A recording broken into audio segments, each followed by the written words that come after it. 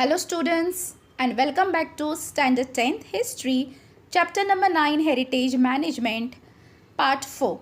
This is the last part of the chapter, and in this fourth part of this chapter, we will be learning all about the encyclopedias. So let us learn what is encyclopedia, what are the objectives of encyclopedias, and what are the various types of encyclopedia. Now let us start by learning what is an encyclopedia and what are the objectives of it. Encyclopedia, it is a systematic compilation, that is, it is a systematic collections of information of various topics, and whichever knowledge or informations are available or which are collected, they are arranged in a specified manner. This is the main feature of encyclopedia. Now let us learn about the objectives of encyclopedia. To organize the available knowledge and to make it accessible. This is the main objective of the encyclopedia. Now let us learn what are the criteria which are used for designing the structure of the encyclopedia. As I told you student that encyclopedia, it is a systematic collection of information or knowledge on various topics. So in order to make the readers to access this treasure of knowledge, the encyclopedia has to be user friendly, and for this purpose the encyclopedia has to be designed well. So here you can see the criteria which are used for designing its structure. So let us see one by one now.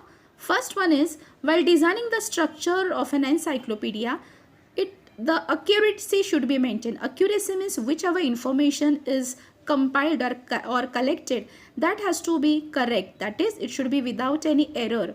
Meticulousness has to be followed, that means with special attention has to be given whatever information is collected. Objectivity, standardized format, and also the information which is available, and also along with it the updated information should be made available. So this is the first criteria for designing the structure of encyclopedia. The second one is, it is necessary that the encyclopedias are arranged either in alphabetical order or according to the order of the topics. So the type of order, whether it has to be arranged in alphabetical order or according to the order of the topics. So this is decided keeping in mind the convenience of the readers, like how it will be easy for the readers to get access to the information what they require. So it becomes beneficial, by doing this, it becomes beneficial for the readers to get the information. And for this reason, an index should be provided at the end of the encyclopedia. The next one is, the editor or the editorial committee who creates the encyclopedia, they should be well versed in several subjects, that is, they should be expert. And the articles in the encyclopedia should be written by the expert people, by the knowledgeable people of their respective subjects. So these are the criteria for designing the structure of encyclopedia. Benefits of encyclopedia. The encyclopedia makes a vast volume, that is an extensive information one can get through the encyclopedia. The encyclopedia, it makes the knowledge available to the reader, and it also helps in satisfying the curiosity of the reader. That is, the people have a lot of curiosity about a particular subject, or they have a like for a particular topic or a particular subject, and when they read the encyclopedia, whatever curiosity the readers have, their curiosity is totally satisfied through the encyclopedias. It also provides the basic information on any topic, whichever topic is there, and whichever encyclopedias are available there, they provide the basic information to the readers so that they can understand the topic in a better manner. They also motivate and due to this, because their curiosity is satisfied, this motivates the reader to read extensively. And also it makes the existing knowledge easily accessible to the scholars and the researchers. And also it highlights the research areas which have not yet been received enough attentions. And the last and the most important benefit of encyclopedia is that the encyclopedia, these are the indicators of the state of cultural ripeness of a society, how much ripe the society is. and also the intellectual and cultural needs of a society, like how the intellectual and cultural need of a society is, this determine that what type of encyclopedia literature could be created. So these are all the benefits of encyclopedias. Now let us learn about the types of encyclopedias, and those are encyclopedias literature, that is Kosha Sadrushya, indexes, dictionaries, comprehensive encyclopedias, Vishwakosh. In dictionaries, we have various types of dictionaries. The first one is the comprehensive dictionaries, and this dictionaries, it deals with many aspects. It does not give the words or the meanings of the words or explain the aspect related to only one particular topic or one particular subject, but it deals with many aspects altogether. This is called as the comprehensive dictionaries. The next one is dictionary, which includes only certain types of words. Next one is the dictionary of terminology.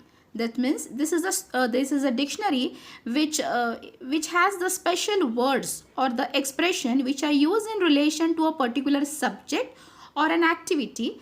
That dictionary is called to be as the dictionaries of terminology. Then the fourth one we have is etymological dictionaries, and this dictionary, it has the study in true sense of the word, which and also tells the way how the word originated. That dictionary is called as the etymological dictionary. Next we have the Thesaurus. Thesaurus, this is a dictionary in which we have the list of words with groups of synonyms and the related concepts or words. These are termed to be as the Thesaurus. And the last one we have is the dictionaries of idioms and proverbs. Next one we have the comprehensive encyclopedia, that is the Vishwakosh. Vishwakosh is also known as the comprehensive encyclopedia, and it is basically of two types. One which includes all the subjects, for example the Encyclopedia Britannica or Maharashtriya Jnanakosh, Marathi Vishwakosh, and the second type which includes the comprehensive information on one chosen subject. For example, we have the Bharatiya Samskriti Kosh and Vyayam Jnanakosh. So with a view to enhance the sphere of Marathi language and the literature, the first Chief Minister of Maharashtra, Honorable Shri Yashwantrao Chavan, he initiated the compilation, that is the collection of all the Marathi Vishwakosh through Maharashtra Rajya Sahitya Samskriti Mandal, and this work was undertaken under the guidance of Tarkatirtha Lakshman Shastri Joshi, and it contains knowledge about all the possible subjects in the world, and it also contains information about the important events in history. The second one, as I told you, the comprehensive information on one chosen subject, and I told you the examples of it, that is the Bharatiya Samskriti Kosh and Vyayam Jnanakosh. These are the examples of it. So let us learn more about it. So Mahadev Shastri Joshi, he edited and published 10 volumes of Bharatiya Samskriti Kosh, and these volumes, they contain information about the Indian history, geography, various ethnic and the lingual groups, local history of those groups, their festivals and all other cultural aspects. Now let us learn about the encyclopedia and history. So under this topic we have two types of encyclopedia. One is the encyclopedia on history related subject. So these encyclopedia, we can find only those subject or those topic which are related only on history. Whereas the other one is based on other encyclopedia, that is any topic or any subject that would be. Under this, again, this other encyclopedia is subdivided into two parts. That is, one is Thalokosh, another one is the Samadhya Kosh. Encyclopedias on history related subjects. There is a rich tradition of creating the encyclopedia on history related subject. As you can see the names given on the screen, that is the Bharat Prachin Aithasik Kosh by Raghunath Bhaskar Godbole in 1876. It is the earliest encyclopedia of this kind, and it includes information about the various individuals and places in the ancient India. Next one we have like the Maharashtriya Jnanakosh by Sridhar Venkatesh Ketkar. 23 volumes of Maharashtriya Jnanakosh was edited by Sridhar Venkatesh Ketkar, and they are available. And the major drive for Ketkar in creating this, it was to facilitate the wider access to the knowledge and to expand the intellectual sphere of Marathi speaking people. The next one is the Bharatvarshiya Charitra Kosh, and this is another important encyclopedia. And Siddheshwar Shastri Chitra, he established a committee known as the Bharatiya Charitra Kosh Mandal for publishing this encyclopedia. 3 volumes were published, namely the Bharatvarshiya Prachin Charitra Kosh, that is in the year 1932, then Bharatvarshiya Madhya Yugin Charitra Kosh 1937, and Bharatvarshiya Arvachin Charitra Kosh 1946. The first volume, that is the Bharatvarshiya Prachin Charitra Kosh 1932, it includes information on the lives of the individual mentioned in the Vedic literature, including the Shruti, Smruti, Sutras, Vedang, Upanishads, also Puranas, Jains and Buddhist literature. Similarly, the other 2 volumes, they contain the biographies of the individual in their respective periods. Under the topic Other Encyclopedia, we have Thalokosh. The geographic information is essential for historical studies. For doing any historical studies, we require the geographical information.